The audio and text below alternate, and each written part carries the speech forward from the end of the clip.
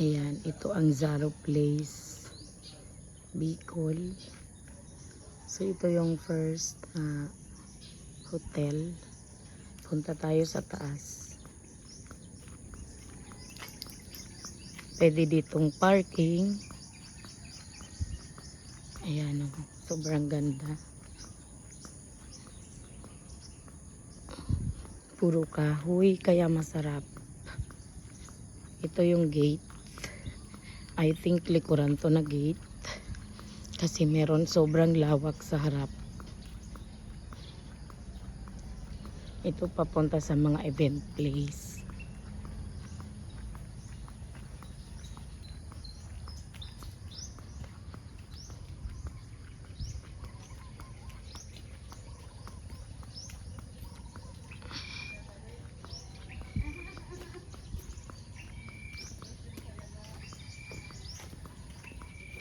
Ito ang ganda. Yan, pwede kasi ditong mag-ano ng wedding at kung ano pang mga events. May mga ano dyan. Design talaga to sa wedding.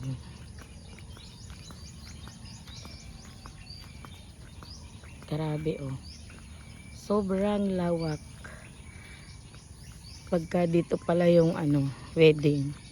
Ang haba ng lalakaran ni bride. Wow. Ganda. Sobra. Ayan. Sobrang lawak na space. Tapos dito na kunwari yung kasal. See? Sobrang ganda. Ayan.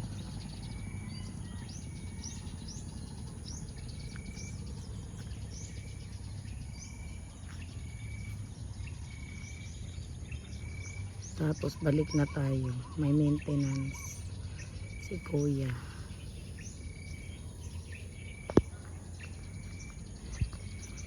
Balik tayo at papakita ko sa inyo yung mga function hall na sobrang ganda.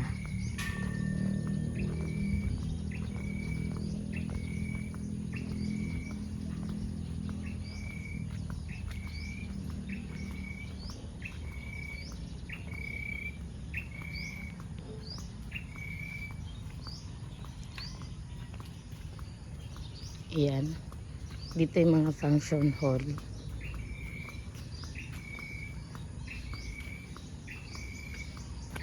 Ay, ito parang tingnan muna natin. Kasi di ko pa nakita to. Parang room siya. Ay, ayan. Ako, Arnie. Ay, ready to go na pala kayo. Ako nagbibideo pa. Ando yung mga kasama ko, ready to go na sila. Punta tayo dun sa mga function.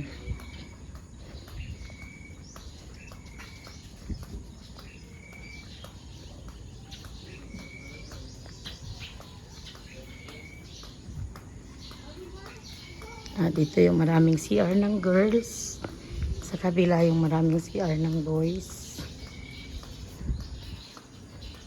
Ito parang lagoon. Ewan. Ito yung isang function hall. Dalawa yung magkatapat na function hall. Itong Noma sa Beto. Ayan. Dito kami naligo kahapon. Maganda yung swimming pool, warm. See, yung ganda. Sa likuran nitong isang function hall, meron pang malaking swimming pool na ginagawa. Sobrang ganda ng view sa poolside. Grabe. Ito yung isa sa harapan ng isang function hall. Nakita ko sa inyo yung parking. Kasi siguro yung 50 dito na car. Grabe talaga. Sobrang laking parking.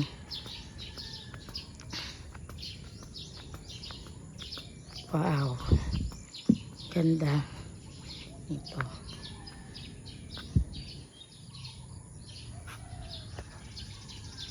Sobrang nakaka-relax dito.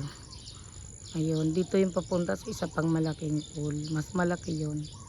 3 daw yung pool dito pero 2 pa lang nakita ko. Di ko alam nasaan yung isa. So ito naman yung sinasabi kong parking. Na sobrang lawak. Ayan. Meron pa sa likod, may truck doon. May truck din pala siya. Ayan. Sobrang laking parking. Ito yung front na gate. May pusa.